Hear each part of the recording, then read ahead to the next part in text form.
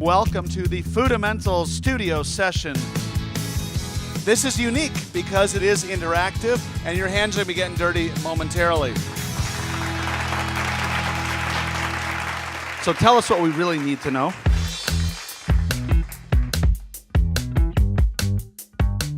A show of hands real quick. How many people find bread a little intimidating, right?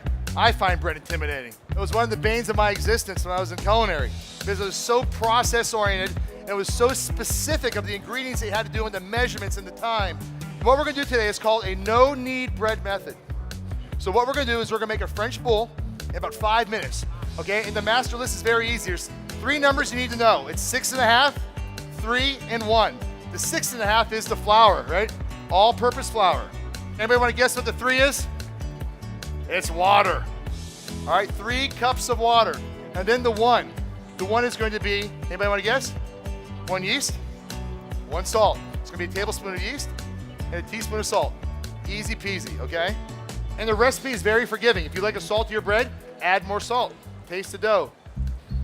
So, next up, this is very critical. I want you to get your yeast, and this is what's atypical. You're gonna take your yeast and you're gonna dump it in the flour. Then you're gonna take your salt and put about a teaspoon of salt in the flour as well. So now, we're gonna take water. And what I have found out, with different flours, with different brand flours, you need different amounts of water. Okay, so we start off with about 3 cups. It's like science class all over again, right? Now, let's grab our wooden spoon and let's just gently start folding the ingredients together. Now this recipe has a very high water ratio, okay? So the beautiful thing about this is when you bake it, you won't dry it out. And if you freeze it, it won't dry out. You'll have a nice custard-like center every time. As you mix this through, you wanna make sure you're not seeing any white streaks of flour throughout your dough. You wanna make sure all that flour is incorporated in, okay? Now you might find it's still a little stiff. Add a little more water if you need to. We want more of a dough that's a little bit runny, okay? It's not a totally firm dough. You'll see a little bit of sheen of water on the dough. Because as it rises, it'll all come together. So here's the great thing. Once you get this dough, all you're simply gonna do is cover a little bit of plastic wrap, poke a few holes with a fork in it, and you're gonna set it aside and forget about it. It doesn't need to be over warm heat. You can do it at room temperature, set it aside. About 45 minutes up to 2 hours, depending on how long you're gone, okay? So it's easy peasy. All right, what I want everyone to do is grab a little flour in their hand. I want them to rub their hands like this. Everybody see this? No real art form, right? You want to flour the top of the dough, all right? You want to flour the top of the dough. So, I want you to take the knife after your hands are floured. We're gonna grab about a grapefruit-sized piece of bread, okay? I want you to take your 4 fingers, put it on the bottom of the dough, just like this. Don't knead yet, nobody knead. Resist the urge to squeeze, right?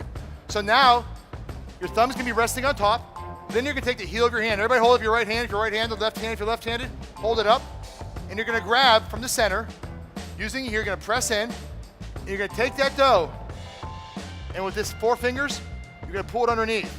And you're gonna rotate. Heel the hand, pinch, pull over, rotate. Now what we're doing is creating what's called a gluten cloak. We're stretching that gluten. Gluten's a protein that gives that bread its chewiness. It also helps keep its form. So now we should have a nice little ball. Everybody have a little ball? The larger you make your dough, the larger the piece of bread will be. If you want to do rolls, you do half the size. So the most important thing is don't squeeze your dough. It's so important. If we squeeze the dough, we're gonna have a dense bread. Little kitties inside the dough. Not sanitary, but very fragile. Stroke the kitty, stroke the kitty, stroke the kitty. I just want you to take a little cornmeal, pretend we have a cutting board, sprinkle on the table, and we set our dough on cutting board. And then we walk away for another 45 minutes.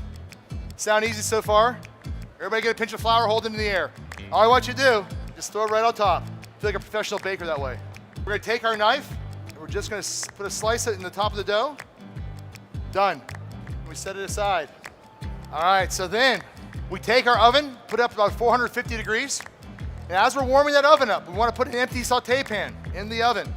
We're gonna take maybe about a cup of water, dump it in that saute pan. Guess what happens to the water? It turns to steam. We let it bake for 30 minutes. And what comes out is this beautiful piece of bread. So you know it's cooked. First, it's gonna be a nice brown crust on top, and you can knock on the bread as well. It has that beautiful hollow sound. And what you're gonna have when you're done is a nice crisp crust, and inside that center, it should have done right, will have nice big holes, okay? It'll be custard-like. So the first couple times you make it, your bread might seem dense. That's okay, it's still good bread. What I love to do with that, I like to throw it on the grill, a little bit of olive oil, and make it beautiful, for sandwiches or for putting a bruschetta on. Makes incredible French toast. But if you find that it's dense, next time you make it, add a little bit more water.